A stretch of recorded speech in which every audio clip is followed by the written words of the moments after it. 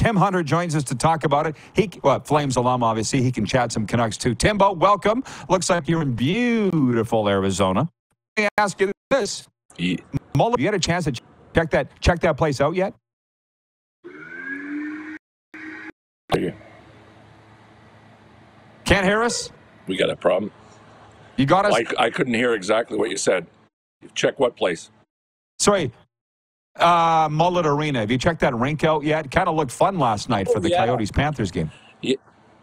Yeah, I did. I went to a Flame game last year, and there was 90% Flame jerseys in there. And I'm going here next week, January 11th, I believe the Flames are playing. So I'm going to go, and then I'll be back in Calgary the week of the 15th, and I'll watch Calgary play the Coyotes again.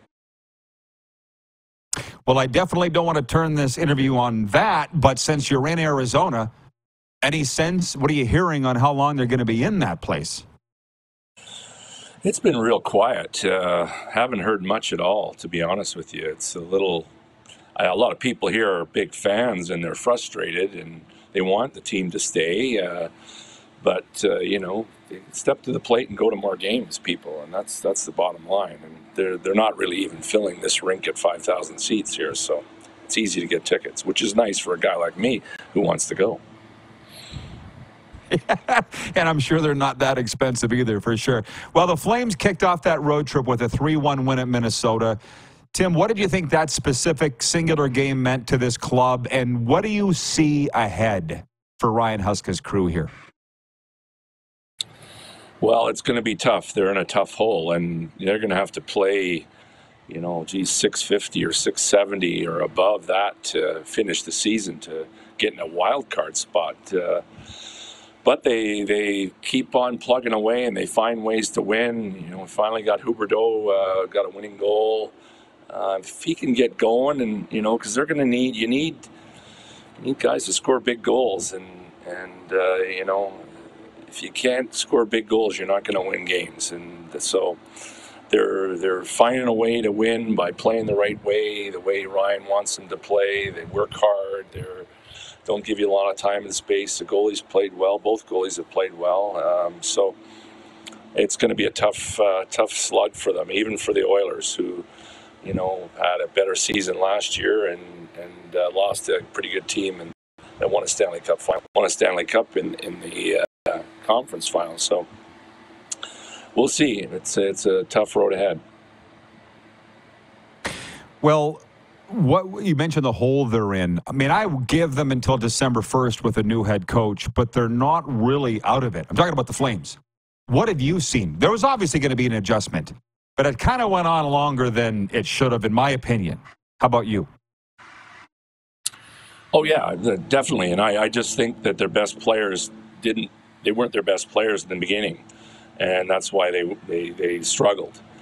Your best players have to lead the way to your best players every night, not just for a streak of 10 games and then finally getting going in January 2nd or 1st or 3rd. They have to, right from the get-go, your best players have to play hard and play well, and that didn't happen. And the biggest letdown has been Huberdeau, for sure. And you don't want to lump everything on his shoulders, but he just hasn't led the way, and for whatever reason, I obviously, if someone knew, it wouldn't be happening. While I have you, I got to ask you about the Vancouver Canucks, because I feel like you're as proud a Canucks alum as you are Flames, and you go out there for events and stuff. It's too late to say, are they for real? They're for real. But how far do you see them going, do you think? That's a great question. And when you're in a situation like them, their transformation of a mediocre team to a real good team, now can they keep it going and keep improving? Because everyone's going to try to play to beat them. They're going to figure out ways, how do you beat the Canucks now?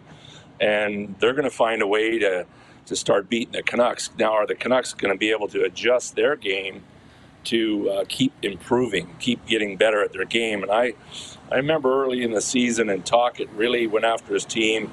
They played a kind of a mediocre game on the road, and he went right after them, and it was good. It was good to see that it didn't set well with them, and we're not going to be happy with just mediocrity. And so they have to continue ways to get better, and I'm sure they will. They have good coaching staff, and they have a lot of good players. Pedersen and Quinn Hughes, boy, those two guys, Miller, down the line. And quite frankly, I was on a trip with Kirk McLean to Churchill, Manitoba, and I spent 5 days with Kirk, and he could not talk and praise Demko enough. He said, this guy is one of the best goalies I've seen, bar none. He says, Hunts, he has it all. He plays, technically well. He's athletic. He can make big saves and, turn a looking like a goal into a save. And he's very impressed with him. So that speaks well of their goalie. When you have a great goalie like Kirk McLean praising a guy that much. Well, listen, you've been to Stanley Cup finals. You've won them. I just want your take, on culture. All those guys you just said, Travis Green had them, and Bruce Boudreau had them. As a matter of fact, talk it doesn't. Nothing's changed but the coach. So he's obviously doing something, and that's probably the most impressive thing to me, to be honest. Yeah, for sure. And, just look at Alex Ovechkin. How many coaches did he go through before they finally won a Stanley Cup? And finally got him to play the right way and to sacrifice and do the little things that a star player needs to do to help his team and not just score goals, block shots, chip pucks, be disciplined, all these things. And that it takes time for these guys to get it. And the easiest thing to do is change out the coach. It's hard to star player, but if you can make that star player better every year by getting a different voice in front of them, that's not a bad way to go. And that seems to be the modus operandi of a lot of organizations. And I hate to say it, I was in the coaching racket, and as soon as things go sideways, it's the easiest thing to do is change the coach out. And there's few and far between that stick to their guns. And John Cooper, Barry Trotz stayed in a place in Nashville a long time. David Poyle doesn't fire coaches very often, and guys like that, but it doesn't happen often. And obviously, Tocchet has got some tough love. He's a smart guy. He knows how to motivate star players and get them to play harder, obviously. Well, hey, lastly, great analysis. I just want to ask you about you. I miss seeing you. Looks like you're having a great time there in the Valley. What's up? What's going on? What's the update with you here as we flip the calendar over to 2024? Oh, not much going on. Just golfing. I just had my knee replaced in October, so I'm golfing now after 12 weeks.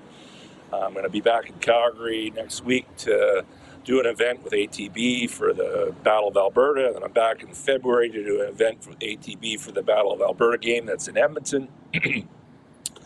We're going to Rapid City, South Dakota for an event with the Rapid City Rush, the Flames East Coast Hockey League team. There's 6 Flame alumni going in to spend some time there and go to a game and spend some time with the team, the coaches, and the community with some of the youth kids in the hockey and things like that. So big year this year, the 35th anniversary of us winning a Stanley Cup. Lanny and Colin Patterson, Rick Skaggs, and Al Coates are cheering a group. We're going to have a big celebration in May around our golf tournament, our alumni golf tournament, so that's exciting.